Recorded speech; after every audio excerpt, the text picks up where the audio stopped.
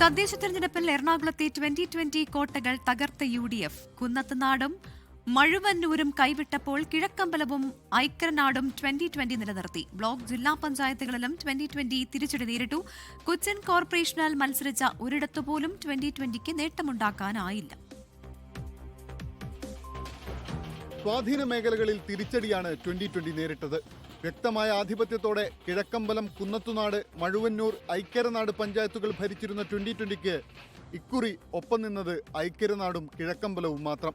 LDF ഭരിച്ചിരുന്ന തിരുവാണിയൂർ പഞ്ചായത്ത് പിടിച്ചെടുത്തത് തോൽവിക്കിടയിലും 2020ക്ക് ആശ്വാസമായി. ഐക്കരനാട് ഇക്കുറിയും 16-ൽ 16 2020 നേട്ടം കൊയ്തു. ഭരിച്ചിരുന്ന ഏക ബ്ലോക്ക് പഞ്ചായത്തായിരുന്ന വടവുകോടും 2020ക്ക് ഇത്തവണ നഷ്ടപ്പെട്ടു. വെമ്പിള്ളി ഡിവിഷൻ 2020യെ കൈവിട്ടപ്പോൾ സീറ്റ് നില 5-ൽ നിന്ന് 4 ചുരുങ്ങി. ഐരാപുരം, പാങ്ങോട്, കടയിരിപ്പ്, മഴുവന്നൂർ ഡിവിഷനുകൾ നിലനിർത്തി. UDFും LDFും 5 വീതം ഡിവിഷനുകളിൽ വിജയിച്ചു. വാഴക്കുളം ബ്ലോക്ക് പഞ്ചായത്തിലും 2020 തിരിച്ചടി നേരിട്ടു.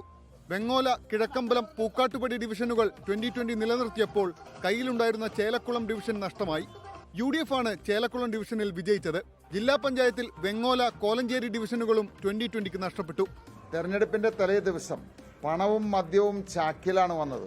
ഇപ്പോൾ റിസൾട്ടുകൾ കാണുമ്പോൾ നമ്മൾ മനസ്സിലാക്കുന്നത് ഇവിടെ ജനാധിപത്യത്തെ പണാധിപത്യം കൊണ്ട് വിലക്കെടുത്തതായിട്ടാണ് കാണുന്നത്. LDF UDF മുന്നണികളെ അത്ഭുതപ്പെടുത്തി 2015-ൽ കിഴക്കമ്പലത്ത് ആരംഭിച്ച രാഷ്ട്രീയ പാർട്ടി 2020-ലും നേട്ടം കൊയ്തിരുന്നു. സംസ്ഥാനത്ത് അലയടിച്ച ഭരണവിരുദ്ധ വികാരം UDFന് അനുകൂലമായപ്പോൾ പൊതുസ്വതന്ത്രരെ നിർത്തിയുള്ള UDF LDF രാഷ്ട്രീയ നീക്കമാണ് 2020യുടെ തിരിച്ചടിക്ക് ആക്കം കൂട്ടിയത്. 24 കൊച്ചി.